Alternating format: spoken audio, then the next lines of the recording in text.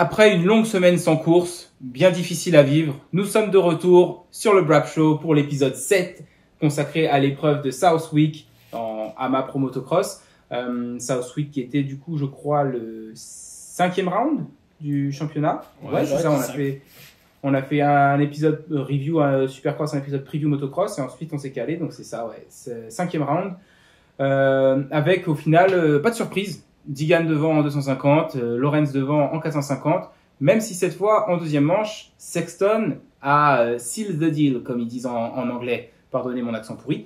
Mais ouais, Sexton qui a enfin réussi à doubler Lorenz sans qu'il y ait de chute ni de l'un ni de l'autre. Et ensuite, il n'est pas tombé comme une nouille mouillée, comme dit Stewart, pour d'autres chutes un peu bidons qu'on a pu voir par le passé. Donc une grande première quand même. Allez, on va commencer là-dessus, Clément. On remercie bien évidemment avant tout MGT Design d'être avec nous, comme toujours, pour vos demandes de kit déco 200% perso pour les motos, les textiles et même les T-Max. Il n'y a qu'à contacter @mgtdesign-MX sur Instagram. Et voilà, ils vous feront vraiment les décos, bijoux. Il y a l'effet chromé, vous pouvez avoir l'effet or, c'est vraiment des trucs. Et d'ailleurs, MGT Design, partenaire officiel de quel team, Clément? Du Team New Bike, situé à 7 et qui du coup aligne les meilleures pilotes féminines en championnat de France féminin et aussi des pilotes du SX Tour. Donc pour ceux qui suivent un peu le championnat de France de Supercross, vous retrouverez les décos MGT derrière la grille. Voilà, donc si MGT Design c'est assez bien pour eux, vous vous doutez que c'est assez bien pour vous. Donc n'hésitez pas à les contacter sur Instagram, je répète, @mgtdesign-mx. Et nous, on va du coup tout de suite demander à Clément. Attends, parce que MGT Design propose aussi des groupes perso. C'est important de le souligner quand même. Voilà. Ceci dit, maintenant on peut continuer. Est-ce que c'est la gourde officielle du Team New Bike? Non, MGT pas celle-ci. Design. Celle-ci, c'est la mienne perso pour le coup, avec mes petits sponsors, tout ça. Mais voilà, ça permet de montrer un peu ce qu'il est possible de faire, donc tout est possible quoi. Mais MGT Design, est-ce que fournit la déco de gourde du Team New Bike? Et ben le Team New Bike, je crois qu'ils boivent dans des bouteilles cristallines, donc non. Ok, bah écoute, il va falloir leur faire des petites gourdes pour quand ils font des podiums, qu'on voit le gros logo MGT sur le podium. Hein. Ouais, mais bon, c'est qui finance tout ça Chacal, les tontons, ils font des moteurs, mais T'es partenaire officiel ou t'es pas partenaire officiel? Ouais, mais bon, j'appellerai tonton pour savoir. Voilà, ok. Alors, Clément, Sexton, c'est ton pilote préféré. Encore une fois, une première manche assez bizarre où il finit assez loin, comme à High Point. Pas vraiment capable d'accrocher le rythme des deux Lorenz, qui s'arsouillent devant. Au début, si. C'est ça qui est assez étrange, justement, dans la façon dont il a géré sa course. C'est qu'au départ, si, il est dedans, il est dans le move, il passe Hunter assez rapidement. Je crois que c'est dans la deuxième manche que ça se passe, qui fait même un dépassement un peu agressif. Enfin, je crois que dans les deux manches, il dépasse Hunter de manière un peu agressive. Et dépassement un peu agressif, même Senserolo le souligne quand il récupère la parole là au bord du terrain. Et il disait même que là, il était sûr que Hunter, il n'avait pas apprécié le dépassement de Sexton. Et il revenait sur Jet à ce moment-là, puis après il s'est refait distancer, il s'est même fait repasser par Hunter, et il est resté à quelques secondes troisième pendant une bonne partie de la manche. Il me semble que c'est comme ça que ça s'est déroulé avant de revenir à nouveau, et même jusqu'à doubler les deux, et Jet aussi pour aller gagner. Oui, donc ça c'est la deuxième manche. Ouais. Mais en première manche, Sexton pas capable d'accrocher le rythme de Jet et Hunter. Non. Effectivement. C'est ça que, comme à High Point, en fait, lors de la première manche, les deux se sont enfuis sans lui. Alors, il me semble pas que Hunter était aussi proche de Jet qu'à High Point, là, en première manche à Southwick. Il me semble que Jet avait mis quand même un petit écart. Il a roulé un peu tranquille devant. Mais par contre, en deuxième manche, Sexton, qui, alors oui, en plus, a géré sa course vraiment de manière assez incroyable, était pas très loin, mais quand même pas très proche non plus pendant une bonne partie de la manche. Et puis il finit par revenir sur les deux. Et puis alors là, il était vraiment... il a été lancé, quoi. Il les a déposés et il y allait, quoi. Ouais, mais effectivement, en fait, en 450, c'est tellement similaire, je trouve, au final, les manches. C'est que les frères Lorenz qui partent très souvent devant et pas énormément non plus de dépassement. Sexton qui part un peu plus loin et puis qui au final est par là, troisième, deuxième quoi. Et donc j'avoue que des fois je mélange un petit peu les deux manches. Ce qui s'est passé dans les deux manches, là, c'était un peu le cas, tu vois. J'ai bifurqué sur la deuxième manche et au final j'essaie de me remémorer la première manche précisément et ça me revient pas si bien quoi. Ouais, j'ai un petit peu de mal aussi. C'est vrai que bon, peut-être qu'on essaiera à l'avenir aussi d'enregistrer les podcasts moins tard dans la semaine parce que on a vu la course, je pense toi comme moi, il y a 3 jours. Et maintenant, on a trouvé du temps pour le faire, donc c'est vrai que c'est plus hyper frais dans notre tête. Mais Sexton finit 3 ouais, de la première manche, donc il a même pas réussi à aller chercher Hunter. Hunter, lui, qui est troisième de la journée, avec une deuxième place en première manche et une troisième place en deuxième. Ouais, donc est-ce que tu penses que Sexton, cette fois, ça y est, c'est la course qu'il lui fallait pour ne plus avoir de complexe vis-à-vis de Jet, sachant que Jet, en conférence de presse, il a parlé du fait que son épaule, il se sent toujours pas bien, que cette fois il va peut-être aller faire une IRM parce qu'il pensait qu'il n'y avait pas grand chose, mais qu'au final ça met plus de temps que ce qu'il aurait pensé pour se remettre. Donc quand tu prends tous ces paramètres en compte, est-ce que tu penses que Sexton, il est peut-être au niveau du team, de l'équipement et psychologiquement prêt à attaquer cette deuxième moitié de championnat comme un vrai contestant, non, mais un vrai candidat au titre et un vrai pilote capable d'aller chercher Jet à la régulière? Parce que jusque-là, c'était plus je veux être celui qui va le faire pendant que personne ne l'a fait. Mais est-ce que tu penses que maintenant, il est dans cette perspective où il se dit je suis à ce niveau-là et maintenant, c'est lui contre moi et le meilleur homme va gagner, un peu comme il était avec Tomac en fait il y a 2 ans? Ouais, je sais pas si. Enfin, moi, je le vois un peu toujours dans le même état d'esprit. Je dois le battre, je dois le battre, tu vois. Euh, et je sais pas si vraiment il était en mode ouais, il faut qu'il y en ait un qui le fasse, etc. Parce que au final, bah, dès la seconde épreuve, quand il s'est mis par terre, Jet, bah, Sexton l'a fait quoi. Donc à partir de la deuxième, déjà, c'était fait. Et ça n'empêche que bah, il voit, je pense qu'il est quand même au niveau. Alors effectivement, est-ce que du coup il écoute un peu ce que dit Jet et se dit ah mais il est pas encore à 100% et bah mine de rien je le bats pas. Enfin je l'ai battu sur une manche, mais c'est quand même lui qui a la victoire au général. Euh, est-ce que du coup lui dans sa tête euh, c'est bon, enfin, je veux dire, est-ce qu'il pense vraiment championnat là, tu vois, à se dire j'ai moyen de gagner le championnat, etc. Ou est-ce qu'il est justement toujours dans l'optique, il faut que je le batte, il faut que je le batte chaque week-end, de penser à le battre, et parce qu'en plus chaque week-end, du coup, il part derrière lui, et il l'a en ligne de mire, quoi. Son objectif, il est devant, donc tu vois, c'est plus son objectif. Est-ce que son objectif, il est quand même axé championnat, je vais gagner le championnat? Évidemment, tu lui poses la question, il te répondra oui, et que ça reste dans un coin de sa tête, etc. Mais lui, son mindset actuellement. Je sais pas s'il est pas juste week-end par week-end, avoir Jet devant et à se dire il faut que j'aille le battre, il faut que j'aille le battre, tu vois. Je veux gagner aussi et on sait qu'en fait je veux gagner, c'est étroitement lié à je dois battre Jet parce que bah, c'est très souvent lui quand même qui est devant et qui gagne. Donc ouais, je sais pas trop dans quel état d'esprit il est, mais bon, ça se voit que lui il pousse jusqu'à la limite à chaque fois quand même pour y aller. Enfin là j'ai une image en tête de quand c'est sûrement en deuxièmement justement quand il recolle sur Jet et que ça fait une descente qui tourne légèrement vers la gauche, toute trouée, et qu'ils arrivent avec un petit saut, je crois, d'abord, et lui, tu le vois dans l'intérieur avec limite les deux roues en glissade, mais en pleine accélération, quoi, et ouais, ça fait une légère courbe, comme ça, en descendant, toute trouée en plus, et la trace qu'il prenait à l'intérieur, d'ailleurs, elle était pas top, parce que justement, à un moment donné, ça faisait sauter les trous, mais tu le vois qu'il va à la limite, qu'il se met les deux roues en glissade et tout, et pour aller le chercher. Et c'est vrai qu'on voit Jet qui lui est quand même toujours un peu en contrôle. Donc est-ce que réellement il est au niveau de le battre et de gagner? Alors après voilà, je prends en compte l'épaule et je pense que c'est ça ce qui fait que Jet justement il lève le pied et qu'il n'a pas forcé, il s'est fait doubler, il a vu qu'il était bon là Sexton et qu'il faudrait qu'il mette un cran en plus pour pouvoir gagner Jet et que du coup il se dit ouais mais un cran en plus là j'ai mal à l'épaule. Je laisse celle-là. En plus, bah, j'ai quand même le général. On revient sur Hunter aussi. Il est toujours dans la course au titre. Il est à 3 points.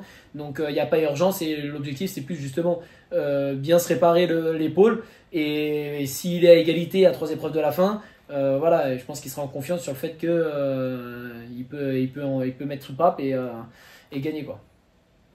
Ouais, clairement, je pense que Sexton, il est toujours dans l'optique qu'il veut gagner le titre et c'est l'objectif. Et je pense que c'est plus que dans un coin de sa tête. Mais c'est exactement ça, en fait. Ce que je me demandais, c'est que par exemple, Jet, quand il arrive aux courses, il se dit je veux gagner la course. Ouais. Il se dit, je suis venu là, je suis venu pour gagner la course. Alors que je suis à peu près sûr que Sexton, jusque-là, il disait, je veux battre Jet. Ouais. Parce qu'il sait que, enfin, de toute façon, l'histoire nous a montré depuis que Jet est passé en 450 que battre Jet, c'est souvent synonyme de gagner. De toute façon, je vais te donner une stat hyper intéressante, c'est que depuis que Jet est en 450, soit il a gagné, soit quelqu'un d'autre a gagné. Donc quand Jet gagne pas, c'est qu'un autre gagne. Ouais, sacré stat. Celle-là, j'aurais pas pu la trouver, moi. Non, mais donc, plus. Ah, je suis désolé, j'aime bien ces conneries-là. Non, mais plus sérieusement, concrètement, Sexton, s'il finit devant Jet, il y a de grandes chances que ça veut dire victoire, quoi. Donc, mais c'est vrai que c'est ça. Est-ce que Sexton, aujourd'hui, maintenant qu'il a gagné une manche, et encore, il n'a pas gagné un général face à Jet, parce qu'il a gagné général à Hangtown, mais bon, Jet, il était out en première manche, et bon, il a fait ce qu'il a pu en deuxième, et il a bien sauvé les meubles en vrai, mais évidemment qu'il n'a pas vraiment battu Jet, quoi. Il a battu un demi-Jet à la limite. Mais du coup, est-ce que Sexton, à Redbud, il va arriver en mode bon, je suis 3 points derrière Hunter au championnat, je suis à égalité de points avec Jet, celle-ci c'est important de la gagner, ou est-ce qu'il arrive en se disant bon, faut aller chercher Jet là quand même? Mais oui, moi je pense qu'il est plus focalisé sur Jet parce que tu vois, je me dis par exemple, il finirait 2 ou 3, mais il dépasse Jet dans la manche quand même, et du coup il marque plus de points sur Jet. Je pense qu'il est quand même satisfait, alors peut-être pas autant quand même que s'il avait gagné la course et le général, mais je pense qu'il se dit voilà, c'est une bonne manche, c'est bien, j'ai fini 3, ok, mais je marque des points sur Jet parce qu'on sait que ça va se jouer avec Jet le titre à la fin, tu vois. Et même si là, Hunter, il fait un peu de la résistance, il est devant, il est toujours présent, très régulier, bah, comme depuis le début, parce qu'il en a toujours pas gagné, mais il est quand même, il a toujours pas gagné de général, mais il est toujours devant au championnat, il a toujours la plaque rouge. On voit que l'écart se réduit quand même et que voilà, en vitesse de pointe, moi je le placerais quand même 3e derrière Jet et Sexton. Donc on sait quand même qu'à la fin, je pense que les deux ils vont quand même sortir un petit peu et que Hunter petit à petit peut-être qu'il va redescendre un petit peu dans le classement en termes de points. Je pense que sa place elle est quand même 3e et non loin des deux premiers. Enfin, qui sont pas encore les deux premiers pour le coup actuellement. Mais ouais, je pense que lui, dans son optique, il est plus quand même focalisé Jet et ça va se jouer avec Jet. Donc si je le bats lui, que je marque des points sur lui, c'est une bonne manche, c'est une bonne chose. Plus que de se dire, ouais, je dois gagner. Parce que c'est vrai qu'en fait, de qui d'autre tu peux réellement te soucier. Alors Hunter qui est très régulier et qui est quand même présent. Mais après ça, du coup, au final, c'est eux trois, quoi. Et Hunter, ouais. Je pense que les deux savent quand même qu'ils sont un petit cran au-dessus pour l'instant et ils s'en soucient moins, quoi. Et puis aussi, quand tu prends le passif et que tu sais que bon, Hunter, il a jamais dominé comme Jet l'a fait l'année dernière jusqu'à maintenant, enfin motocross, supercross, t'arrives ici, même chose, donc ouais. Ouais, et puis surtout, pour l'instant, les 2 dernières semaines, Hunter a montré un peu plus de faiblesse en deuxième manche qu'en première. Donc je pense qu'effectivement Sexton s'en soucie moins. Après, je pense que Sexton, s'il finit 2e devant Jet, mais derrière quelqu'un d'autre, à mon avis, il n'est pas si content que ça. Mais en revanche, je te rejoins sur le fait que c'est toujours par rapport à Jet.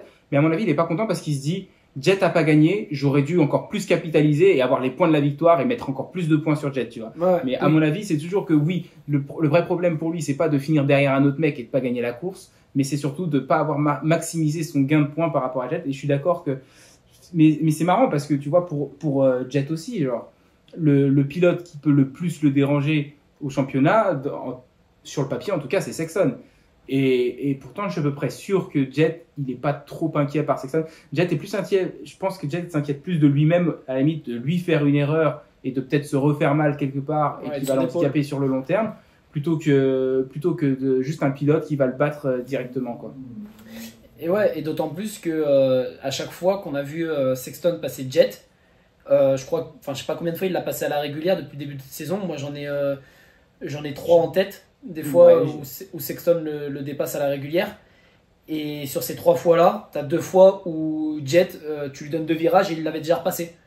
Quand il s'était fait bloquer un peu par Anderson, alors j'ai toujours pas les noms en tête, High Point. Ah, High Point, ouais. Voilà, qui se fait bloquer un petit peu. Sexton, boum, il en profite, il y va, mais hop, juste après dans la descente, boum, il reprend l'intérieur, 2 virages plus tard. Là, il y a un moment donné, il s'est passé. Ça faisait très fiston, tu fais quoi? Non, tu retournes derrière. Ah, c'est ça, c'est que moi je roulotte et tout, je fais ce qu'il faut pour être premier et je sais ce que j'ai à faire, j'ai pas besoin de faire plus. Toi, t'es là, tu t'accroches et tout, tu vas au taquet comme ça et tout. Attends, hop, je remets un petit coup et c'est moi devant. Enfin, tu vois, genre, c'est. Ouais, je le vois vachement comme ça, en caricaturant un petit peu de l'extérieur. Mais c'est vrai que Jet, dès qu'il a vu un peu Sexton, oh là, il prend ses aises, il passe devant et tout, on va pas lui donner trop de confiance. Direct accélération et il s'est passé la même chose. Alors, je sais plus dans quelle partie exactement, c'était en première manche sans doute ou en deuxième que il y a un Je moment pense donné que c'est c'est en deuxième. Il me semble qu'il a fallu. Il n'a pas doublé et parti non, direct. Il me semble mais il y a qu'il une s'est- fois où du coup il a quand même été justement un peu devant Ouais. et Jet au final est vite repassé. Alors j'ai plus exactement en tête, mais ça m'avait fait la même sensation que Jet il roule tout ça. Il a vu ouais c'est Mais derrière. oui, c'est. Je sais pas si tu te rappelles, il y a cette peut-être petite cuvette qui donne sur un saut à Ouais. plat où Musquin il avait sauté en dehors de la piste une année. Ça, Et j'ai après, oublié, ils ouais. prennent un dôme, et là, tu as une longue ligne droite où je sais plus quel pilote aussi, mais il y avait une vidéo qui avait traîné sur Instagram il y a quelques années où un pilote qui guidonne et qui passe par l'avant dans les trous ici. C'était peut-être Alex Martin à l'époque où il était sur la KT.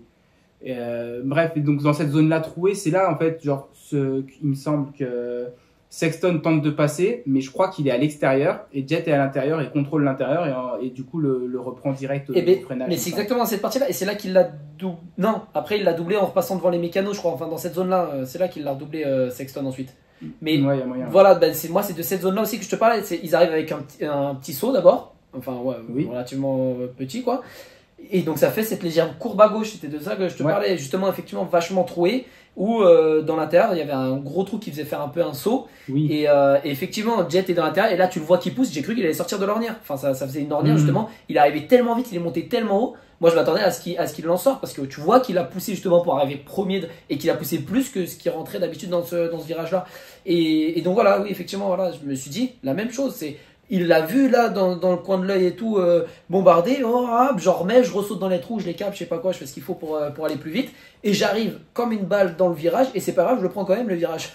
Donc donc c'est vrai que je me suis dit la même chose dès qu'il voit Sexton un peu pousser et être sur le point de attention je vais te doubler alors que Sexton en plus dans sa façon de rouler bah, tu vois pas en total contrôle justement tu le vois pousser faire des erreurs se mettre en glissade se mettre en danger pour arriver à ce niveau là et aller plus vite que lui et donc parfois il fait des trucs de fou et tout mais tu vois que le gars il pousse il se la donne pendant que Jet en fait tu le vois debout un peu tranquillou mais capable de voilà Sexton il s'arrache il passe devant ok bon bah alors je vais mettre un petit cran en plus et il le fait très souvent et hop il repasse devant donc là au final voilà Sexton il a quand même réussi à le reprendre et à rester devant et c'est vrai que là je pense que Jet c'est pas du mytho quand il parle de son épaule parce que quand il a laissé repasser devant bah tu vois qu'il a lâché en fait hein. Il est repassé devant et puis là tout de suite il y a eu une distance et là, il a assuré sa deuxième place parce qu'il avait quand même le général, il a gagné des points sur Hunter. Et justement, je pense que lui, son objectif, c'est sauver l'épaule, la réparer. Une fois qu'elle sera réparée à 100%, même s'il me reste 2 ou 3 épreuves et qu'on est à égalité de points, c'est bon. Le principal, c'est que je sois là dans les points et à égalité ou pas loin. Quoi. Dans le cas où Lorenz est obligé d'arrêter de rouler pour pouvoir vraiment réparer son épaule ou de passer sur le billard, parce qu'il dit qu'à chaque fois qu'il roule, ça serait grave, mais son épaule récupère et à chaque fois qu'il roule, il perd toute cette récupération et il repart de zéro où il a mal, etc.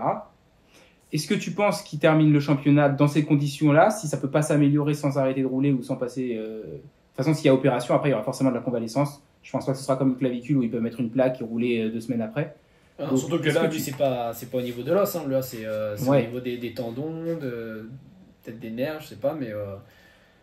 Est-ce que tu penses du coup, ou est-ce que toi, en tant que pilote, tu serrerais les dents jusqu'à ce que vraiment tu n'arrives plus à marquer assez de points en roulant comme ça pour te battre pour le titre?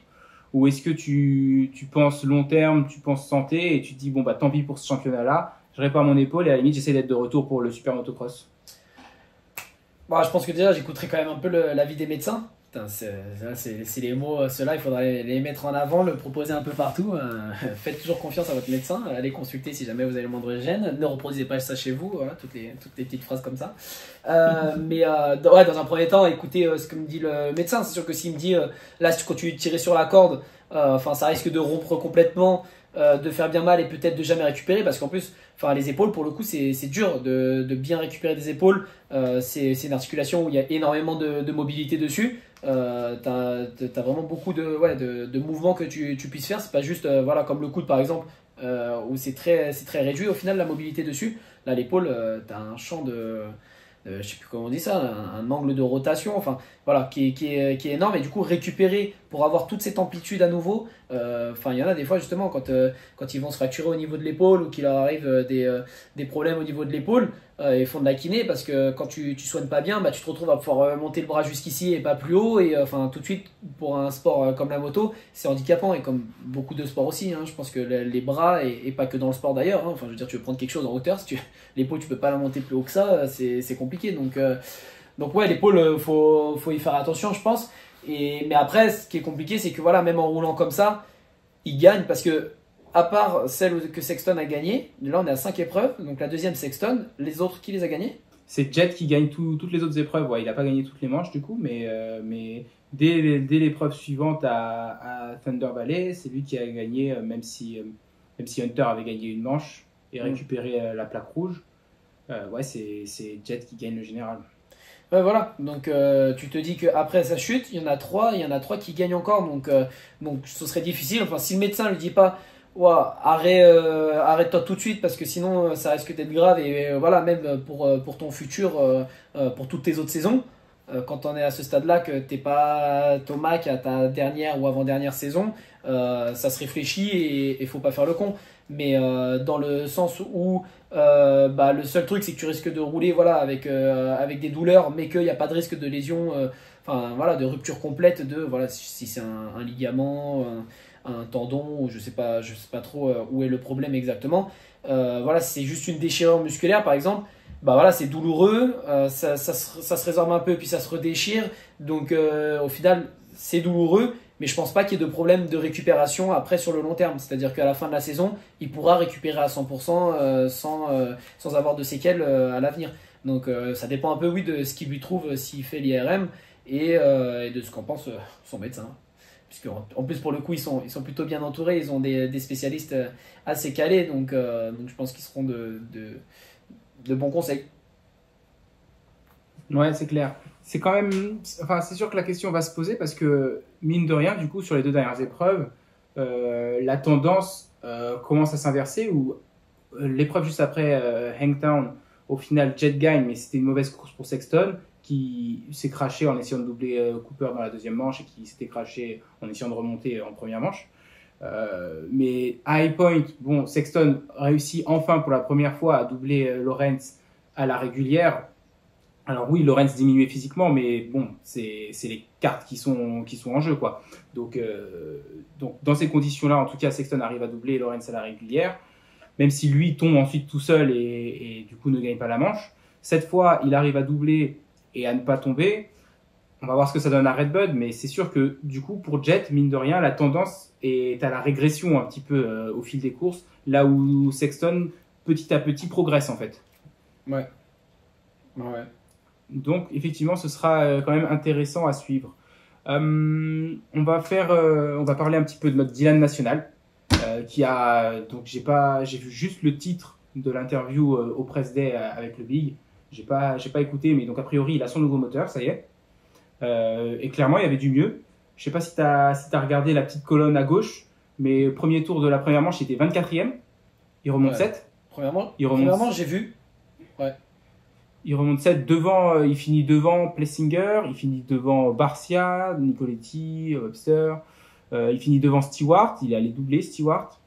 Donc des mecs devant lesquels il n'a pas beaucoup fini en fait cette année. Donc, à part Plessinger. C'est bien. Plessinger qui n'a pas beaucoup doublé cette année. Après les autres, Nicoletti et tout, parce alors, que c'est ça en oui, fait. Parce que ça mais fait, je me dis, il allait chercher Malcolm Stewart aussi, alors qu'ils étaient beaucoup en fait côte à côte dans les classements jusque-là. Alors après peut-être parfois à 10 secondes d'écart, mais souvent ils étaient genre Dylan 7 et Malcolm 8 ou des trucs comme ça depuis le début de la saison. Et là il est parti 24 et il allait chercher et doubler Malcolm, alors que Malcolm lui a fait sa 8e place en première manche. Donc c'est plus à ce niveau-là où je me disais que c'est vraiment pas mal au niveau de quand tu compares par exemple à Malcolm qui est un pilote avec lequel il était dans la même zone si tu veux sur les épreuves d'avant.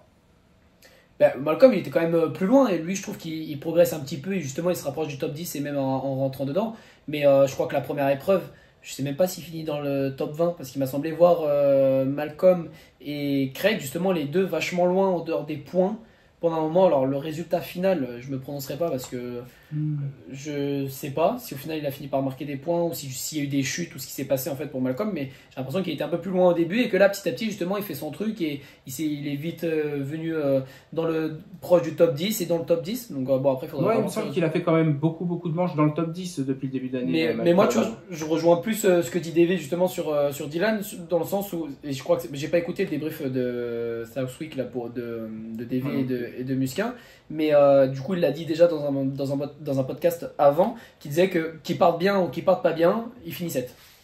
Sa place c'est 7. Ouais. C'est que quand il partait loin, il faisait des grosses remontées, il finissait 7. Et quand il est parti dans le groupe de tête derrière les Lawrence, je sais plus quelle épreuve aussi, juste derrière eux, 3 et 4 là, voilà, au final il dégringole un peu et puis il finit 7. Donc oui, si j'ai vu sa remontée qu'il est parti quand même loin là, en dehors des 20 et qu'il est remonté dans parti de 24 à 7, c'est quand même une belle remontée. Il a quand même fini, je crois, à 80 secondes, non, un truc comme ça.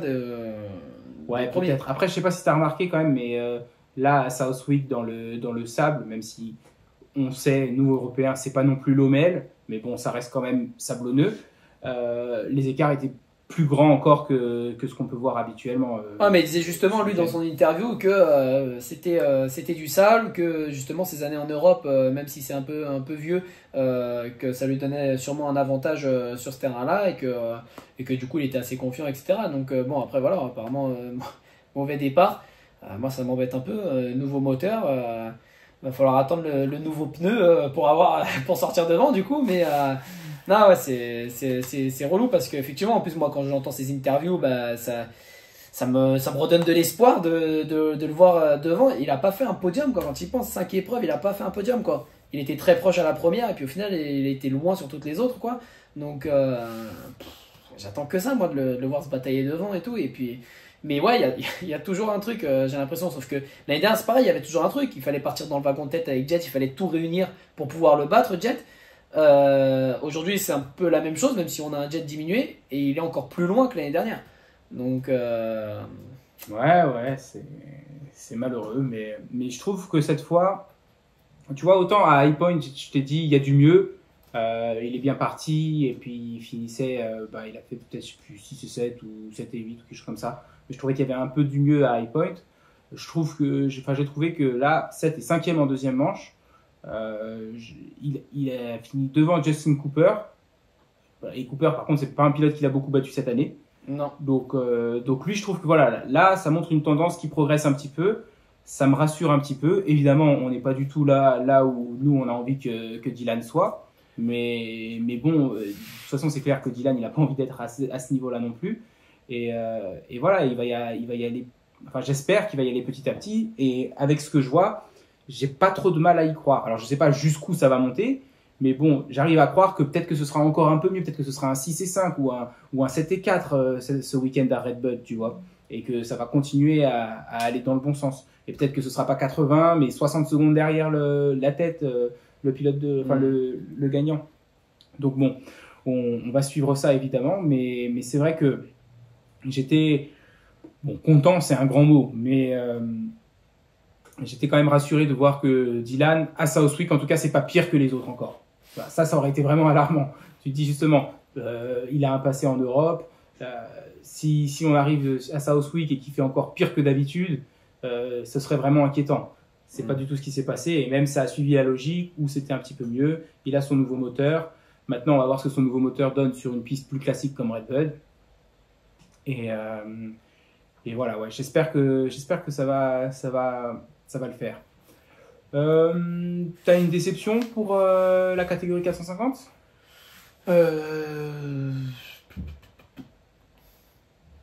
Non, j'avoue que du coup, je me suis pas mal concentré sur la tête. Tu vois, que Dylan avait fini 5 en deuxième manche, je l'avais même pas remarqué. Je m'aurais demandé combien il a fini en deuxième manche, j'aurais pas su te dire.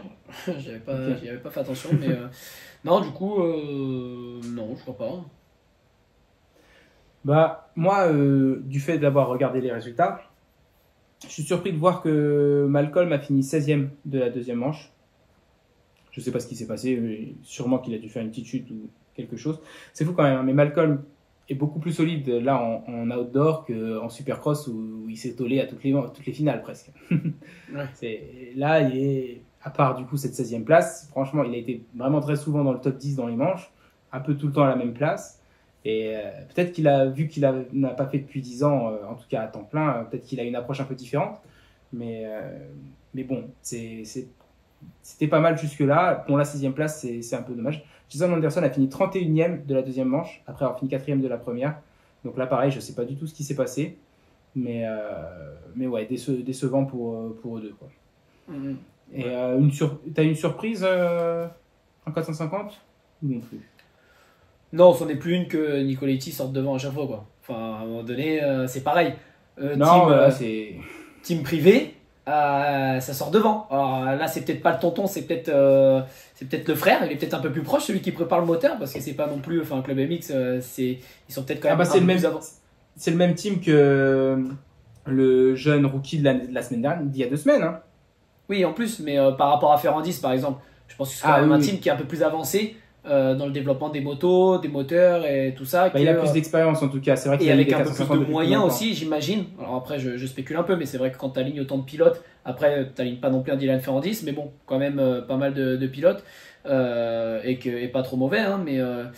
Ouais, ça sort devant quand même à chaque fois. Hein, donc, après, peut-être que c'est le joueur de pilote du coup qui a tout misé sur le départ, qui met le pneu du départ, le moteur du départ, qui met tout pour le départ, et qui du coup après c'est un peu plus compliqué parce que. Voilà. Je crois que c'est ce qu'il a fait à High Point pour le coup, Nicoletti. Il me semble que peut-être que pour le coup là c'était le seul à avoir mis un pneu sable, c'est à scoop comme ils disent en anglais. Et que les autres avaient un pneu plus classique pour High Point et que lui il avait misé justement sur le départ. Après il paraît que dans sa carrière ça a quand même été un pilote qui prend de bons départs de manière générale, Nicoletti. Mais c'est vrai que là en outdoor cette année ils sont particulièrement bons. Moi surprise j'ai noté en fait quand j'ai regardé les résultats je crois que c'est Kyle Webster, pilote australien qui a fini 10e du général avec une 17e place en première manche, une 7e place en deuxième. Bah, surpris parce que je sais pas qui c'est. Voilà. Autant même on a... C'est bon, mon décor ne tombe pas. Autant on a Ariculas qui finit juste devant lui 9e. Bon, Ariculas, on l'a déjà vu en Grand Prix, un petit peu tout ça. Ariculas, je l'ai vu à Sommières il y a 2 ans. Lui, il se balade partout. Partout où il y a une course à faire, il y est, quoi. C'est incroyable. Mais voilà, et par contre, Kyle Webster, ouais, je connaissais pas. Et donc, surpris et bravo à lui. Et je sais pas s'il va en faire d'autres, si c'était la seule. Je sais pas s'il était là sur les précédentes ou non. Mais affaire à suivre. Est-ce qu'il y a quelque chose qui t'a marqué, dont on n'a pas discuté sur la catégorie 450? Non, je crois pas. Là, il y a rien qui me vient. Qui avait la meilleure déco? Allez, qui cette année a la meilleure déco pour toi en catégorie 450? Tiens, parce qu'on est quand même soutenu par MGT Design. On sait que tu es une grande partie d'MGT Design. C'est principalement toi qui fais notamment les designs. Donc, toi, quelle est la déco qui te plaît le plus sur ce championnat 450? C'est laquelle, la moto qui biche? Ouais, bah... Si tu me dis la Honda, on arrête tout de suite parce qu'avec leur déco d'origine, par contre. Non, surtout que je suis pas super fan justement de la nouvelle déco qu'ils avaient fait là. Donc je m'y suis fait, mais je suis quand même pas. Je trouve que c'était plus sympa avec le bleu plus clair et le CRF en long comme ça. Donc non, pas la Honda. Je pense, j'hésite entre la KT et la Yam, mais ouais, je dirais peut-être la KT. Ouais. Ok. Tu sais, ce que j'aurais aimé voir, c'est la Gas une fois avec Barcia. À une course, ils avaient les jantes bicolores. Ouais. La moitié du cercle en blanc, l'autre moitié en rouge. Ouais. Et en vrai, je trouve que ça aurait été cool qu'ils gardent ça. Tu sais, ça se démarque plus de la Honda parce que bon, là, les deux sont en rouge avec des jantes noires. C'est dommage au final. Et ça aurait été bien, quoi. Alors, c'est vrai que ça peut paraître de mauvais goût, ça va pas plaire à tout le monde. Mais bon, au moins, tu te démarques. Et puis, de toute façon, quand tu vends la moto, tu la vends pas avec ces jantes-là. Donc, tu t'en fous, quoi, j'ai envie de dire. Ouais. On va maintenant parler de la catégorie 250. Donc, on a déjà effleuré rapidement le sujet tout à l'heure. Eden Digan qui gagne encore. Même configuration qu'il y a 2 semaines. Première en première manche, deuxième en deuxième manche. Et Vial, cette deuxième, avec une deuxième et une troisième place. Cette fois, on ne dira pas que Vial ne s'est pas donné en deuxième manche, même si le résultat, malheureusement, n'est pas celui qu'on aurait aimé.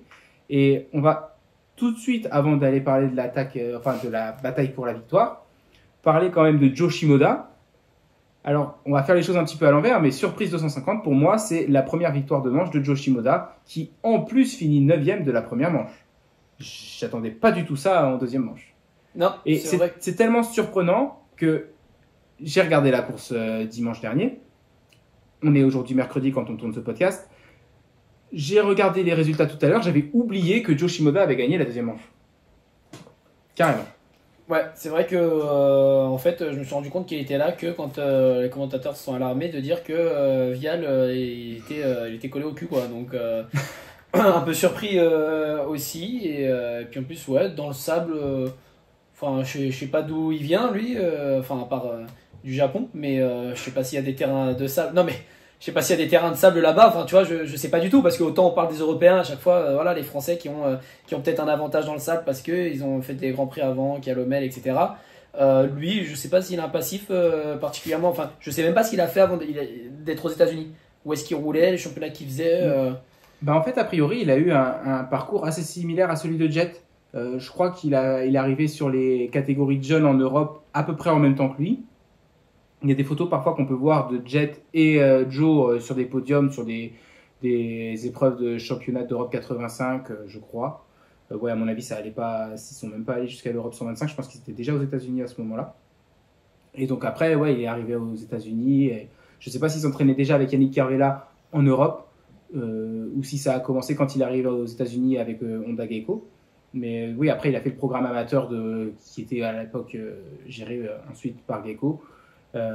Et, et donc, ouais, je crois qu'ils sont vraiment assez suivis en fait avec Jet. Donc, c'est sûrement de là que vient quand même la capacité à rouler dans le sable. Ouais. Mais du coup, oui, surpris de le voir ici gagner. Et c'est vrai que je ne l'attendais pas sur un terrain en sable à gagner quand on a vu le début de saison. Quoi. Oui, clairement, et encore moins quand on voyait la première manche. Ouais, Alors c'est vrai que peut-être, la première manche, j'ai c'est pas vrai. vu, peut-être qu'il est tombé au premier virage et qu'il est remonté neuf. Je sais pas. Excusez-moi. Mais ouais, c'est clair que, enfin, pas vu de la première manche.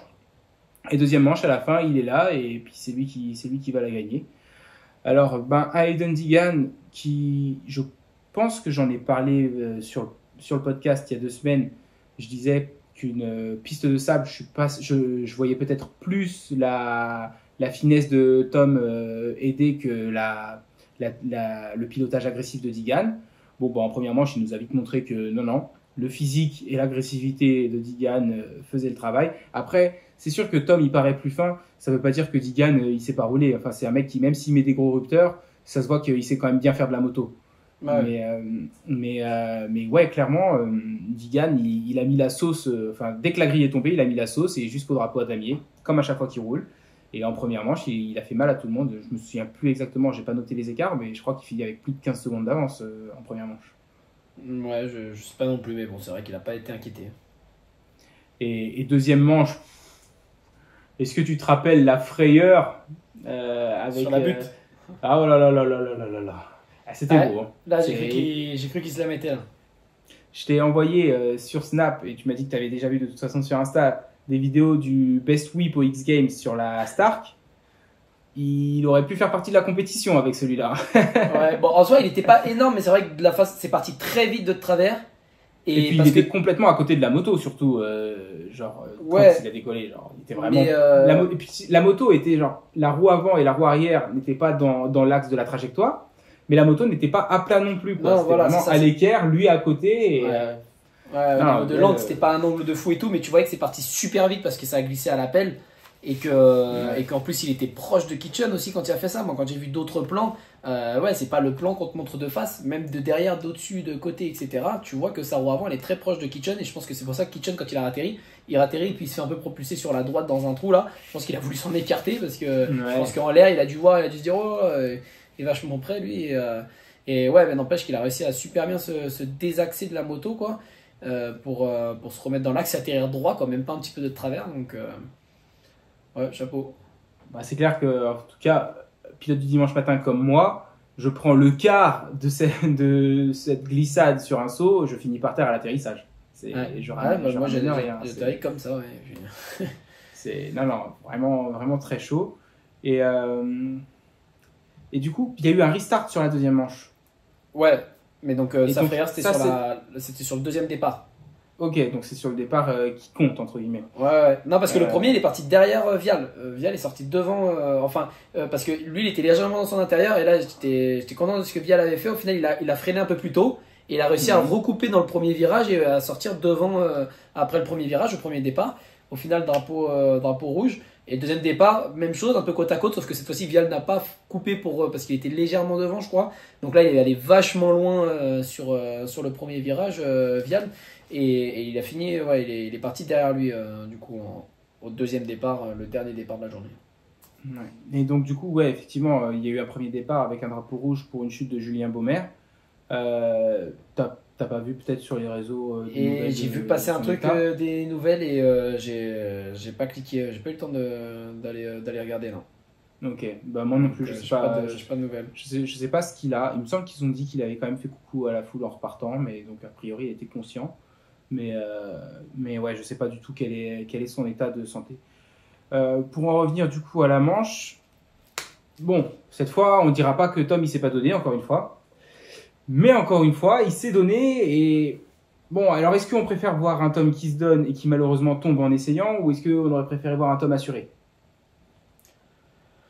Ouais, moi, en fait, le problème, il vient avant, quoi. De s'être fait doubler par Shimoda. T'as mené toute la manche. Enfin, justement, au début, tu suivais le rythme de Digan. C'est dommage que Digan tombe parce que j'aurais aimé voir Vial justement le doubler à la régulière, encore une fois, parce que jusqu'à maintenant, en fait, il s'est pas fait doubler à la régulière, Digan. Non, mais il a craqué sous la pression. Ouais, ils diront peut-être KTM, j'en sais rien, mais non, moi les seules fois où Tom a fini devant, c'est pas Tom ne le double pas à la régulière, je crois. Donc j'aurais aimé le voir le doubler. Bon, au final, il tombe, il passe devant. D'ailleurs, j'en parlais dans les podcasts précédents. J'invitais les pilotes, je pense que Vial écoute nos podcasts en fait. J'invitais les pilotes quand ils sortent de la piste à lever la main, montrer. Ok les gars, je ralentis, je suis pas en position d'attaque, la preuve, j'ai une main levée, etc. Il a bien regardé avant de rentrer et tout.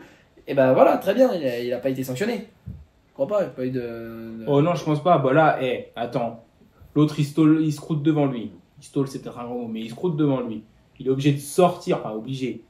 Ouais. Le plus pratique pour lui, c'est quand même de sortir de l'appui.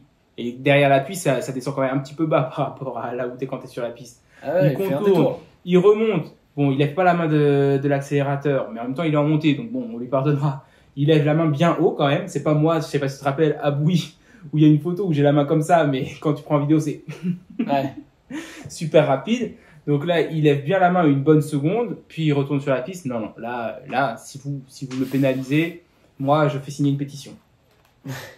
Ouais, et donc voilà, quand j'ai vu ça, j'ai dit, bah, c'est bien, il fait bien quand il a rien à faire ou quand il va à la salle de sport faire son échauffement, d'écouter nos 2 heures de podcast, il a compris.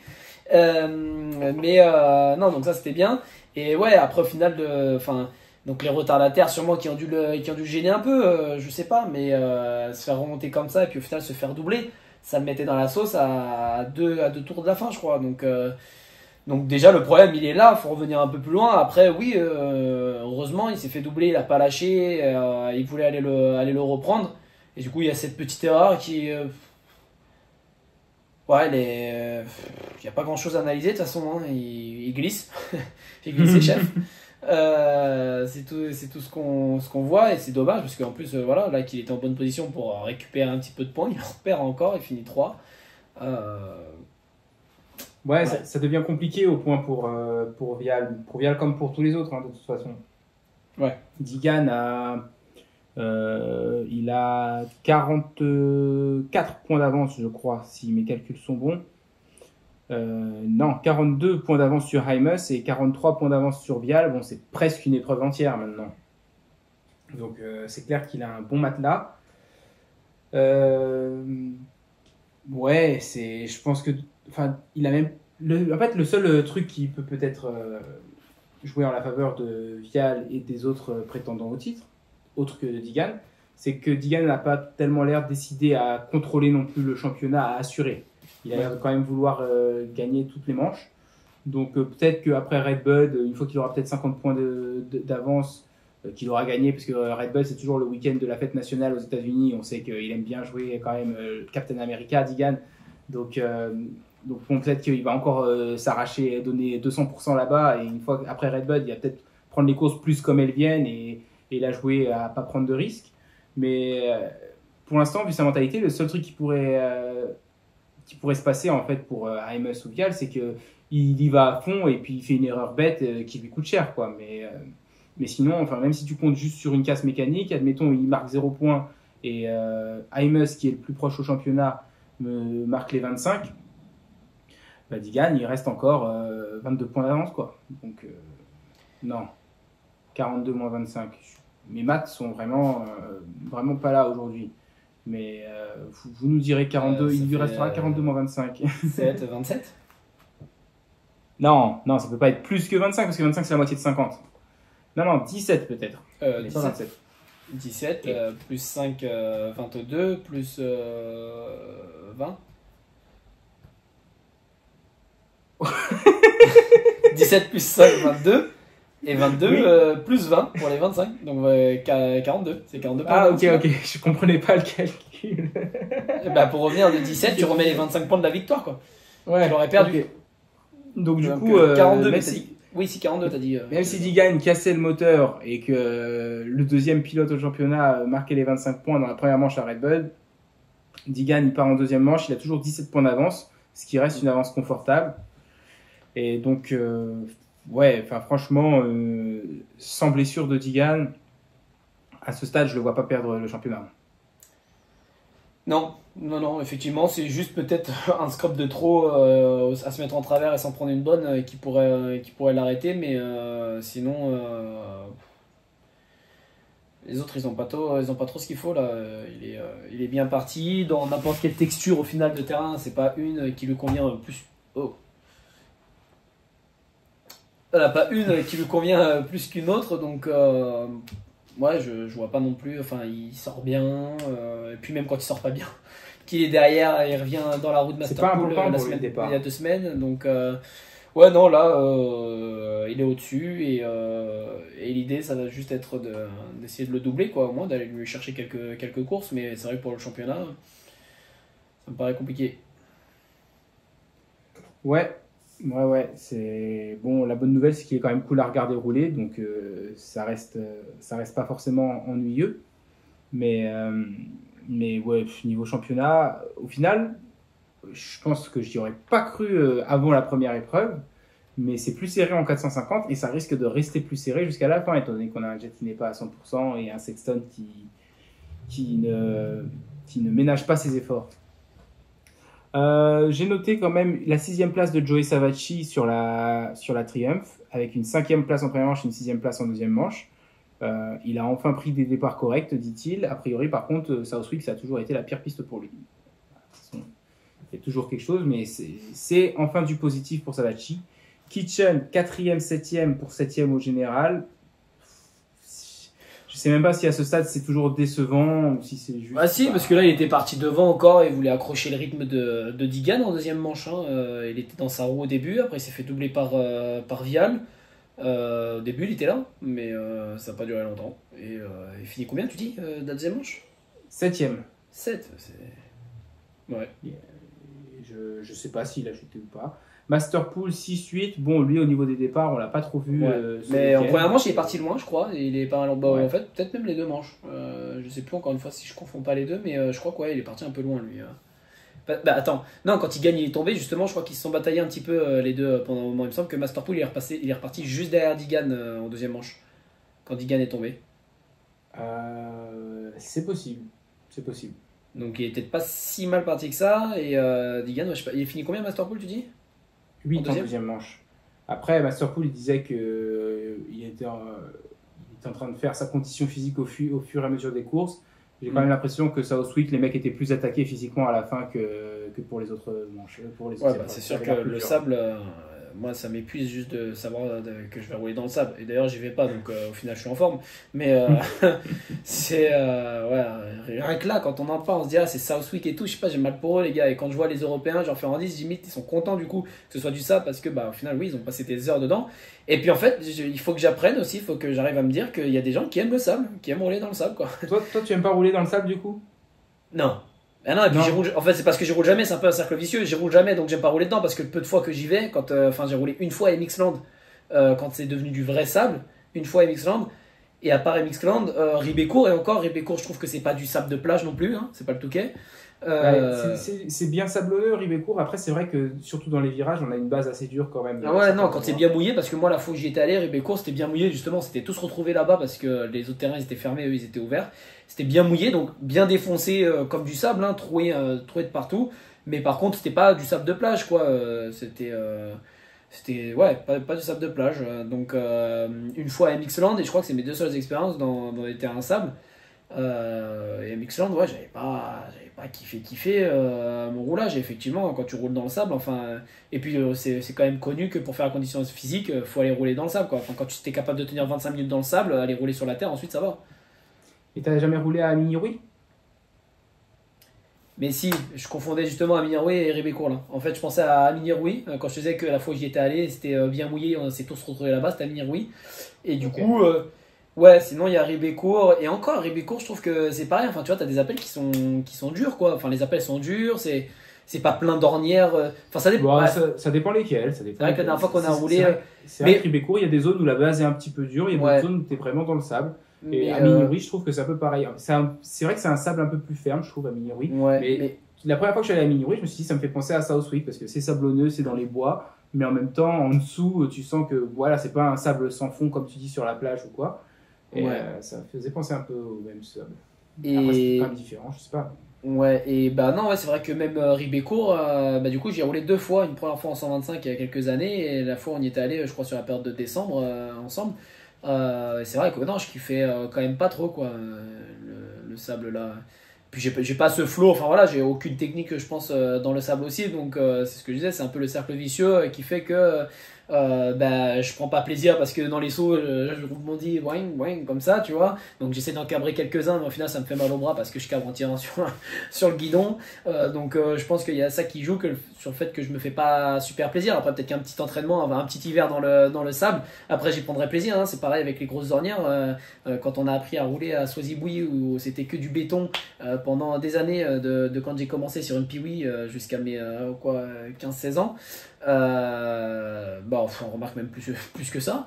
Après, on a connu voilà, d'autres terrains qui essayaient d'arroser un petit peu et on rencontrait un petit peu d'ornières. Et puis tout de suite, quand tu fais le championnat aussi, moi c'est à partir de 2019, donc ouais, je peux monter quand même plus loin jusqu'à mes 20 ans parce que c'est quand j'ai fait pour la première fois le championnat en 2019 que j'ai fait tout le championnat. Que là, du coup, si tu roules sur une piste RC arrosée, qu'on n'avait jamais en Ile-de-France, enfin, en tout cas, moi, à rouler tout le temps sur le même terrain qui n'arrosait pas et qui n'herçait pas. Et du coup, quand j'arrivais sur les terrains, j'étais complètement perdu. Moi, dès que c'était un peu. J'aimais pas cette texture. Je me souviens aussi les fois où il pleuvait, justement, à Soisy-Bouilly, qu'il y avait une texture qui accrochait. Pas qui glissait, mais qui accrochait.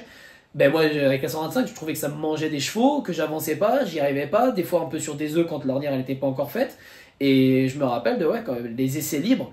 Un calvaire pour moi sur les manches en 2019 parce que la piste RC est mouillée, donc je me sentais sur des œufs. Alors que, enfin, je veux dire, ensuite, j'ai passé l'hiver 2019-2020 juste sur une prairie RC, justement, qu'à faire des ornières, des virages, etc. Et là, d'un seul coup, bah, aujourd'hui, tu me remets sur une piste béton, relou quoi, fait chier. Je suis un pilote du dimanche matin, je veux que ce soit RC arrosé tous les jours, bien griffé, bien nickel et tout.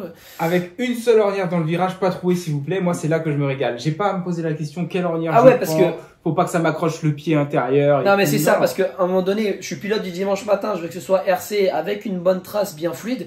Mais alors, les pilotes de quel jour les pilotes des vacances scolaires, à un moment donné, qui te font comme ça dans les virages et qui te font des trous dans les virages. Je suis un pilote du dimanche matin, les virages avec des trous, ça me fait chier. T'es dans une ornière et tu rebondis dans l'ornière comme ça, t'en sors pareil, c'est tes fesses qui sautent carrément. Non, non quoi, faites une belle ornière, fluide, lâchez cet embrayage, enlevez-le même, et soyez fluide. Ça c'est pour les pilotes des vacances scolaires. Et comme ça après vous pourrez rentrer dans la catégorie des pilotes du dimanche matin, je vous accueillerai volontiers, on roulera ensemble. Bon, on va revenir rapidement sur Southwick. Ouais. On a encore quelques petits sujets à débriefer. Swole a eu moins de chance que son teammate avec la Triumph puisqu'il a cassé en première manche. Anstey sur la Yam a également cassé en première manche, donc ça a pas bien Mais commencé. quand j'ai vu ça, lui, j'ai dit c'est lui en fait quel démon. Il a, il a pas de chance le garçon parce que je sais plus s'il était en tête du Supercross quand sa moto est cassée. Du moins en tout cas il était encore là dans les points. S'il avait pas la plaque rouge, il venait de la perdre et il n'était pas loin.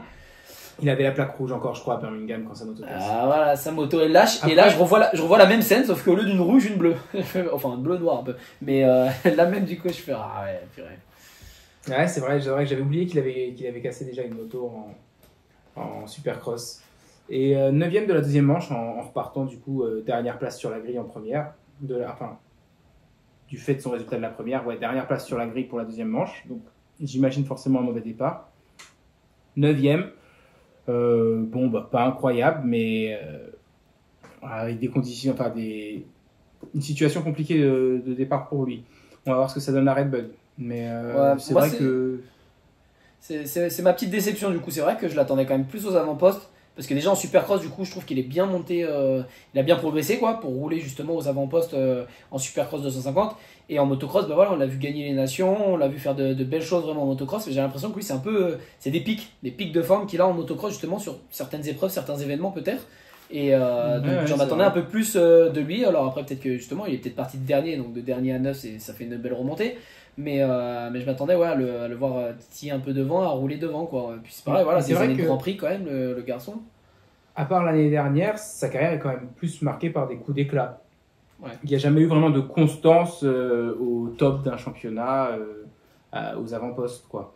Après en motocross en 250, ça fait un moment qu'il n'a pas roulé. Donc peut-être qu'il y a aussi un petit peu d'adaptation à ce niveau-là. Parce que les nations dont on parle, c'était en 450. Quand il est arrivé aux États-Unis et qu'il faisait tout, il roulait en 450 sur la Suzuki. Voilà. Et ensuite, quand il est redescendu en 250... Il avait fait des belles épreuves, justement, quand il était venu en 450 avec la Suzuki, il roulait devant. Et là, j'avais revu le nom de Max Anstey, je crois, depuis Bercy, ou les Nations, non, les Nations, on l'a vu aux Nations. Mais c'est vrai que là, sur la Suzuki, bam, il roulait devant, il était un peu avec Tomac et tout sur la Kawa à l'époque numéro 1. Donc, ouais, je me souviens de lui à ce moment-là sur la Suzuki. Ouais, et donc c'est vrai que depuis qu'il est redescendu en 250, il a fait que du supercross, Anstey. Donc faire du motocross en 250, voilà, peut-être que ça va lui prendre 2-3 courses, comme Masterpool qui disait, c'est quand même pas le même pilotage que sur la 450, il faut plus passer les vitesses, tu roules à plus haut régime. Bon, tout ça fait qu'il va peut-être falloir un petit temps d'adaptation. C'est vrai que la 9e place de la deuxième manche, je trouve ça légèrement décevant, mais je me dis aussi que bon, en repartant 40e, peut-être qu'à part Digan, personne n'aurait fait vraiment mieux, quoi. Peut-être que Vial et AMS aurait fait quelque chose de mieux avec cette 40e place sur la grille, mais en dehors de ces trois-là, je suis pas sûr que beaucoup auraient fait mieux qu'une 9e place. Ouais. Bon ben voilà, on a parlé un petit peu des écarts au championnat, donc 42 points a priori. Je suis pas sûr de mon calcul, mais 238 moins 196, ça fait bien 42. Écoute, tu sortiras jusqu'à 23h un mercredi après. Oui, c'est ça, si, ça fait 38 plus 4. Ouais. Donc, c'est bon, t'es sûr ou je fais le calcul parce que je me souviens déjà plus des chiffres. Fais le calcul, 238 moins 196. 42. Podcast d'amateur. Faut dire qu'en même temps, on n'en a pas parlé jusque-là, mais nous non plus, MGT Design nous soutient bénévolement. On gagne pas un rond pour l'instant. On fait 12 vues au maximum 12 vues par vidéo. 2 lectures de podcast en audio par épisode. Ça doit être moi et ma femme. Ouais, c'est vrai que moi, j'ai pas écouté, puis donc, ouais, podcast d'amateur, clairement, on est un podcast, mais on se fait plaisir. Et AMS est 42 points derrière Digan et Vial 43 points. Donc, le championnat à 250, il n'est pas plié parce qu'on a atteint tout juste la moitié, mais je pense qu'on va avoir plus de la même chose. Ouais, je sais pas si tu as des choses. J'ai regardé les highlights du MXGP en Indonésie. Moi, j'ai juste vu Prado faire tomber Geyser. C'est le truc que j'ai vu. Non, mais attends, est-ce que Prado a fait tomber Geyser ou est-ce que Geyser a pas assez bien lu la situation? Geyser a été un peu naïf, mais Prado a fait du Prado. S'arrêter un petit peu, le regarder là pour le bloquer. Et t'aimes bien ça, toi, d'habitude? T'aimes bien? Ouais. Je me dis, c'est un gamin Prado parce que il a pas besoin de ça pour gagner là pour le coup de c'est donc. Enfin, remarque, Il a pas besoin de ça pour gagner. Attention, il a quand même pas mal de points de retard, je crois. Je sais pas où ça en est là actuellement, justement, mais vu qu'il a fait une manche blanche et pas qu'une seule, il avait perdu beaucoup de points dans la boue. Après, je crois qu'il avait quand même regagné la plaque rouge. Ouais. Et ensuite, il avait perdu dans sa chute avec Guillaume. Donc, attends, il a récupéré 10 points sur le week-end et je crois qu'il est une trentaine de points derrière Geyser maintenant. Voilà, quand même. Le championnat est quand même loin d'être fini, quoi. Donc, mine de rien, voilà, c'est pas anodin de faire ça. C'est pas comme si, justement, parce que c'est vrai que moi, Prado, là, je le vois quand même bien au-dessus aussi des autres. Et ce qui fait qu'il est loin, c'est une chute, des chutes aussi. Bien au-dessus, ça dépend des terrains quand même. Il y a des terrains. Et des Après, voilà, moi je dis ça là de mon mon avis, attention, j'ai pas regardé une seule course de MXGP depuis le début en entier. Donc j'ai vu des highlights, j'ai vu des vidéos, j'ai vu des articles, des trucs comme ça, mais c'est tout ce que je vois. Donc c'est vraiment d'un œil extérieur et pas bien renseigné.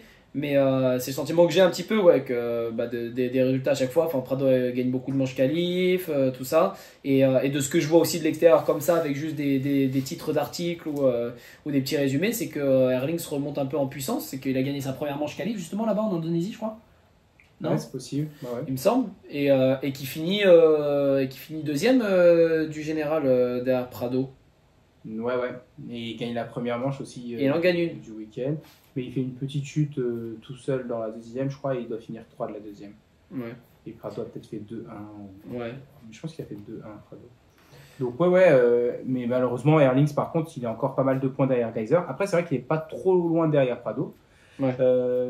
Après, c'est vrai que bon, tu as ces trois-là en fait devant, et c'est un peu comme à la grande époque de Carmichael, Stewart et Reed, c'est que tu te doutes que quoi qu'il arrive au départ, à moins qu'il y en ait un qui se fasse mal et qui ne termine pas, ils vont finir 1, 2, 3 dans une des combinaisons possibles, quoi. Mais c'est ces trois-là qui vont être sur le podium, quoi, la plupart du temps. C'est presque une garantie. Mais du coup, ouais, à voir si Prado arrive à grappiller des points, ça peut être une fin de championnat intéressante. Et 250, je crois que De Wolf. Alors je suis surpris parce que De Wolf en fait vient de gagner sa 5e et 6e manche. C'est la première fois qu'il gagne les 2 manches cette année. Et alors pourtant il a beaucoup de points d'avance. J'avais l'impression qu'il avait un peu dominé la catégorie. Non, justement, il a dominé au début, mais en fait, je pense que c'est Lucas Konen qui lui était loin en fait au début. Je sais pas ce qu'il a fait sur les premières épreuves, il était loin. Parce qu'après, moi j'ai vu Lucas Konen dominer quoi.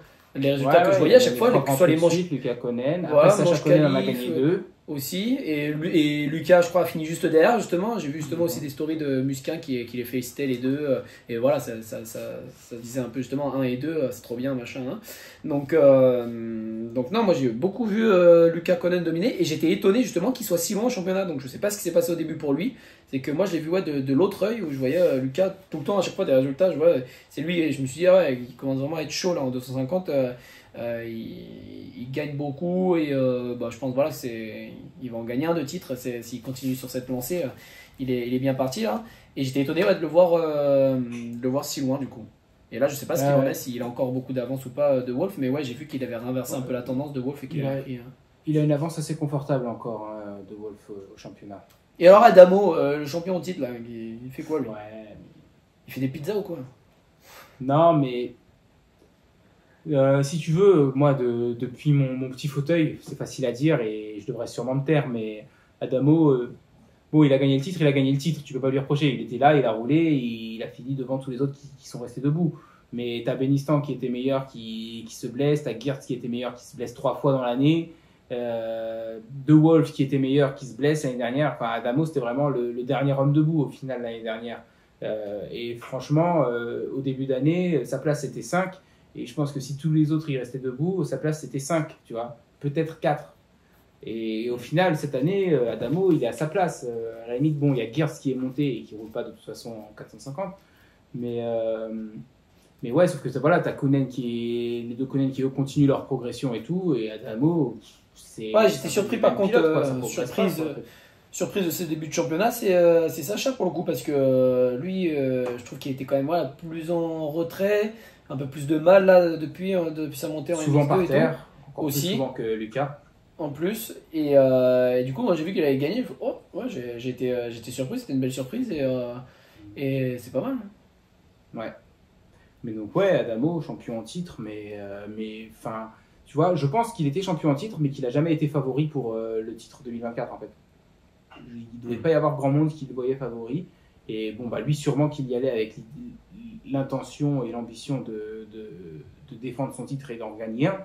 Mais c'est sûr que ça allait être une tâche colossale, quoi. Ouais. Bon, on va se projeter très rapidement sur Red Bud avant de conclure ce podcast. Red Bud qui voit le retour de... Vous l'avez pas, sur la Kawa. Brock Tickle sera là derrière la grille en 450. Ils l'ont annoncé aujourd'hui. Ça a du bon de ne pas faire les podcasts trop tôt. On a des petites infos croustillantes. Voilà, le Brock Tickle, test rider pour Kawasaki depuis peut-être 2 ans maintenant. Bon, on le sait tous, Cynthia Rouleau a pris sa retraite tout de suite après le Supercross.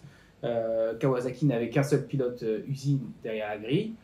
Et bah écoute, a priori pour Anderson c'est bon, tout est réglé, il y a les pièces qu'il faut. Et pour l'anniversaire de l'Amérique, Brock Tickle sera derrière la grille, voilà, en 450. Tu le vois où le Brock Tickle, Clément? Ça dépend, il est dopé ou pas? Oh là là, oh non c'est moche. Ah, Pas comme ça, Mister Bra, purée. Merci. Et alors là, il vient de nous faire une petite punchline. C'est pour le titre de la vidéo YouTube. J'espère que vous cliquerez. Non, c'est moche. C'est de l'humour. Parce que, enfin voilà, moi j'espère vraiment que pour le coup, enfin je sais même plus l'histoire, lui, est-ce que c'était médicament? Non, lui pour le coup c'était pas médicament. Non, parce lui, qu'il était malade, ou je sais il pas disait qu'il savait pas d'où ça venait, qu'il avait pas triché et tout. Et l'histoire qui a été donnée, c'est que probablement qu'un de ses compléments alimentaires avait été contaminé. A priori, il prenait des compléments alimentaires d'une marque et d'un fournisseur pas super fiable. Bon, après ça, j'en sais rien, c'est des échos que j'ai eu en écoutant les podcasts ici et là. Mais donc, ouais, a priori, enfin voilà, la version qu'on a eue, c'est complément alimentaire qui était contaminé et ça lui a valu, je sais plus s'il a été suspendu 4 ans ou il me semble que ça a été que 2 au final parce que ça a été réformé genre 2 ans après ça, ou peut-être même un peu plus d'1 an après sa suspension. Et du coup, ils lui avaient réduit à 2 ans avant qu'il puisse reprendre, je crois. Ouais, j'ai pas, mais bon. Non, en tout cas, j'espère que. Je pense que c'était pas le cas. Enfin, justement, les mecs, ils le savent qu'ils sont pris aléatoirement, testés pour le dopage, etc. Donc tu peux pas passer entre les mailles du filet. Enfin, donc je pense pas que ce soit fait volontairement. Donc c'est sûr que quand ça arrive involontairement, que voilà, si l'histoire c'est vraiment ça, ou alors une histoire d'un médicament et j'ai pas donné l'ordonnance, ou j'avais pas l'ordonnance, ou ce médicament-là il fallait pas le prendre parce qu'il contenait justement cette molécule-là, ou je sais pas quoi, c'est relou parce qu'effectivement quand c'est 2 ans et tout, bah, ça peut te flinguer une carrière, quoi. Donc ouais, c'est relou, mais du coup c'est stylé qu'ils reviennent. Et puis du coup avec une moto d'usine, j'espère qu'il fera pas devant Dylan quand même, parce que là ça me ferait bien chier. Non, tu le vois où, toi, du coup, comme ça, on l'a même pas vu rouler depuis, je sais pas, 3-4 ans facile. Ouais, mais il a gagné une course. La dernière image que j'ai de lui, c'est il se met un faceplant sur un saut sur la Yam à Milleville. Un petit saut en montée, là, il était parti comme ça, il avait bien mangé. Moi, je pense qu'il va faire entre 10 et 15. Ah, moi, je vois peut-être rentrer dans un top 10, moi. Ouais, je suis pas sûr. Je vois peut-être accrocher un top 10 mois de juillet, 2 manches de 30 minutes. Ouais, mais justement, ce qu'il disait, c'est qu'il s'y préparait, mais il attendait que de pouvoir se préparer, justement, que Anderson n'ait plus forcément besoin, voilà, qu'il ait plus besoin de faire de tests ou quoi pour pouvoir s'y préparer. Donc je pense que ça date pas juste de la semaine dernière qu'Anderson n'a plus besoin et qu'il se prépare quand même peut-être un peu plus depuis un petit moment.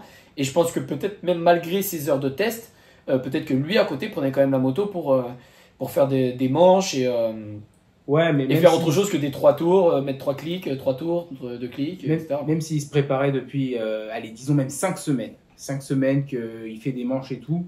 Il fait des manches tout seul au terrain d'entraînement, pendant que les mecs, ça fait 5 semaines qu'ils font des courses à des rythmes de folie sur des terrains complètement défoncés. Ouais. C'est sûr qu'il va manquer un peu de caisse sur la première épreuve. Ouais, mais du coup, pour lui, c'est l'ouverture du championnat. Donc l'ouverture du championnat, il se passe toujours des trucs. Alors, tu vois des mecs faire des podiums alors que tu les as jamais vus, et puis ça dure que la première. Donc, je te dis pas s'il en fait plusieurs derrière, il fait que Red Bull, ou on sait s'il en fait d'autres après ou pas. Bah, j'imagine que s'il fait 25-25, il va dire bon, les gars, c'était bien, merci. Ouais. S'il fait entre 15 et 10, j'imagine qu'il fait la suivante aussi, tu vois. Je sais pas, mais j'imagine que là, ils ont dit qu'il était in pour Red Bull. Après, Peut-être qu'il a un truc où c'est vraiment course par course parce qu'ils n'ont pas non plus envie de le payer, tout ça pour qu'il se fasse mal à Red Bull et tu le payes pour le reste de la saison alors qu'il roule pas. Parce qu'il y a de ça aussi, c'est un pilote de remplacement. Bon. Je pense qu'il marquera pas assez de points pour faire le super motocross. Est-ce que tu penses que ça peut déboucher sur un Brock Tickle de retour en 2025? Ouais, faudrait vraiment qu'il accroche des résultats justement qui le motivent à se poser la question, mais sinon, si les résultats n'y sont pas spécialement, enfin tu vois, justement, qui fait en dehors des 15, je suis pas persuadé parce que, ouais, je sais pas. Moi, je le vois de mon œil extérieur avec mes a priori et voilà, comme ça, mais non, moi je me dis que des résultats, voilà, peut-être de top 10, et peut-être s'il continue du coup, qu'il fait les autres, qu'il accroche des top 10, ça peut le motiver à se dire, bah vas-y, je fais tout un hiver et j'y vais, mais sinon, ouais, je pense juste des petites apparitions comme ça et ça lui ira, quoi. Peut-être même en supercross, justement, venir en faire une ou deux. Ouais, je Actuellement, pense pas non plus. Peut-être qu'à la limite, ça le motivera à rester prêt pour avoir un rôle de remplaçant à nouveau l'année prochaine, si ça peut intéresser Kawa. Mais bon, a priori, ils vont avoir Prado et Anderson derrière la grille, donc ils auront leurs deux top pilotes pour toute la durée du championnat et donc les trois championnats qui constituent le super motocross. Donc je pense pas effectivement parce que là c'est cool, il le fait, il est sur une moto d'usine, il a donc des conditions top pour faire quelques courses en outdoor, mais l'année prochaine s'il veut le faire, du coup ce sera probablement pas sur la Kawa d'usine, quoi. Donc après si c'est pour aller le faire en tant que pilote privé pour gagner 3 francs 6 sous, peut-être même moins que ce qu'il gagne là en étant pilote de test, bon, je doute que à ce stade de sa carrière il a envie de le faire. c'est ça. T'as forcément vu que Colt Nichols et Beta se sont séparés. Ah oui, je te l'ai dit. Voilà, tu me l'as dit, donc ok, donc tu l'as vu. A priori, il Suzuki. va venir sur la Suzuki. Bon, ça c'est pas pour Red Bull en tout cas, l'annonce officielle n'a pas été faite, mais c'est ce qui est pressenti. Et ouais, c'est un peu toutes les news. Alors du coup, tu vois qui là, tes podiums de Red Bull? Allez. Tom Guyon. Non. Non, mais ma surprise du week-end, c'est plus sa pole aux essais quand même s'il a bénéficié très certainement d'une piste beaucoup plus fluide, beaucoup plus lisse que le groupe A. En groupe B, la piste n'était pas neuve non plus. Il y a eu le groupe C avant, il y a 3 groupes ou il n'y en a que 2? Aucune idée. Parce que je suis parti qu'il y du en a que principe qu'il y en avait 3, mais en fait, oui, il y en a peut-être que 2, donc il y avait peut-être la piste neuve. Donc il a peut-être fait dès le premier tour et tout, mais bon, ça n'empêche que, moi, j'irais là-bas, je ferais quand même pas un meilleur temps que Digan, même si tu me donnes la piste lisse et que tu m'enlèves une partie de la piste. Donc, Ah, c'est clair que c'est honorable la pole qu'il a fait, et voilà. Puis c'est bien parce que ça donne son nom, voilà, sur les réseaux et tout. Les Américains d'un seul coup, ils entendent Tom Guyon, ils n'ont jamais entendu. C'est bien de se montrer, quoi. De toute façon, un coup d'éclat, tu te montres. Puis après, si tu arrives à en faire 2-3 autres derrière, ça peut ouvrir des opportunités, donc c'est top. Mais c'est la première épreuve d'outdoor qu'il faisait. Ouais. Et on sait s'il fait Red Bull ou pas? Oui, je vois qu'il y est pour. Ouais, même il avait dit qu'il en voulait plus pour Red Bull. Là, j'ai vu son résumé sur Instagram. Il a cassé le moteur en deuxième manche. Et en première manche, j'ai vu son départ, il est parti comme une grand-mère. Il n'a pas tout misé sur le départ, lui. Oui, j'ai vu ça. J'ai regardé le highlight de la première manche. En plus, je crois qu'ils ont mis son nom, justement, vu qu'il avait fait la pole dessus. Et ouais, il est parti vraiment à la ramasse. Donc ça a été compliqué. Mais je crois qu'il avait fait une petite remontée quand même. Alors, je ne saurais pas te dire combien il a fini là. Je n'ai pas en tête. Mais apparemment, mauvais départ en première manche. Et deuxième manche, il a cassé le moteur. Alors que je crois qu'il était dans le top 10, apparemment. Okay. Où il s'en rapprochait en tout cas. Donc. Ouais, où il s'en rapprochait. Bon, je vais pas dire de bêtises, allez voir son résumé sur Instagram, ce sera plus fiable que ce que je dis. Mais du coup, ouais, non, c'est aux essais, quand j'ai vu ça, je me suis dit, purée, mais j'entends même pas au niveau de la scène nationale. Je sais pas trop ce qu'il fait, j'imagine un peu d'élite, si ce n'est au championnat de France élite. Et bah, en tout cas, c'est pas lui qui a gagné cette année. Remarque, qui a gagné cette année le championnat de France élite en MX2? Aucune idée. Et si c'était Tom? Non, je crois pas parce que en... l'année dernière c'était l'année dernière c'était mince, Pilote Tech 32. Purée. J'ai roulé avec la lunette la dernière fois. On vous dira tout ça la semaine prochaine. Donc ton podium Red Bull en 250, Tom Guyon pour la victoire. Non. Pour la victoire, Digan. Et puis il va s'en régaler. J'écouterai bien les interviews là pour le coup. Je suis américain, ici c'est les États-Unis, rentrez chez vous, je vous domine.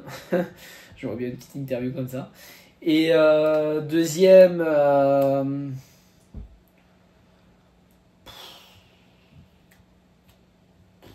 voilà, je mettrai un petit vial là, j'espère même qu'il m'envole une petite quoi. Enfin ouais, c'est entre ce que j'ai envie de voir et ce que je pense voir, parce qu'à la fois c'est pareil, hein, 12,50 en réalité il n'y a pas 36 noms hein, qu'on peut mettre devant.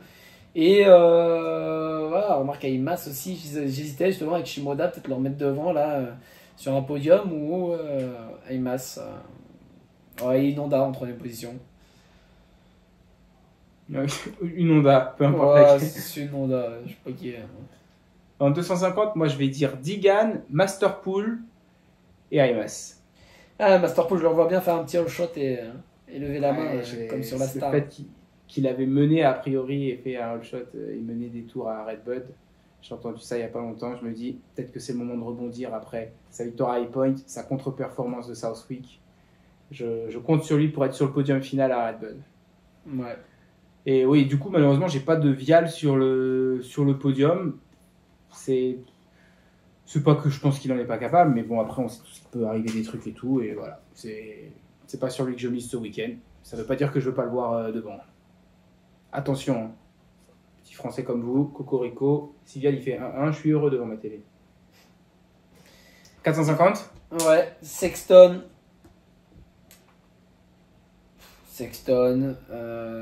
Ah, Sexton 1 et 2. Ah, Sexton, Jet et Hunter. Eh ben allez, moi je vais y aller à la folie, un petit peu Sexton, Hunter et Jet. Avec un Dylan 4. Wildcard. Ouais. Ouais, j'aimerais bien, mais bon, attention Anderson, attention Plessinger. Justin Cooper, Oui. qui est quand même le 4e homme de ce championnat. Oui, qui roule bien depuis le début. Dylan Ferrandis, il est 10 points derrière Plessinger au championnat. Et d'ailleurs, j'aurais pensé que ce serait plus. Mais il est 10 points derrière Et Plessinger. c'est vrai que Plessinger, il a fait aussi des manches sans, quoi. Cette année, il est pas super régulier, je crois. Et 24 points derrière Cooper. Est-ce que tu penses qu'il peut aller les chercher d'ici la fin du championnat? Bah, Plessinger, du coup, j'ai envie de dire oui, parce qu'il est pas très régulier et j'ose espérer qu'un Ferrandi, justement, va monter encore un peu en puissance, va encore progresser maintenant qu'il a le moteur qu'il voulait, qu'il semble avoir la moto qu'il veut, que ça va envoyer un peu là. Cooper, maintenant, Cooper il roule bien, donc là dans le sable il a été au-dessus. Je sais pas si sur un terrain, sur de la terre ou quoi, s'il peut quand même aller le battre et de là en plus le battre pour récupérer 24 points jusqu'à la fin de saison. Donc il va sûrement le rebattre quelques fois, mais de là le battre sur le long terme du jeu, jusqu'à la fin du championnat, récupérer 24 points, je suis pas sûr. Ok. Bon, et ben écoute, c'est tout pour ce 7e épisode du Brap Show avec Mr. Brap. C'est Clément. 13 000 abonnés sur TikTok quand même. On n'en parle pas assez souvent, mais c'est un TikToker qui nous fait l'honneur d'être avec nous sur ce podcast.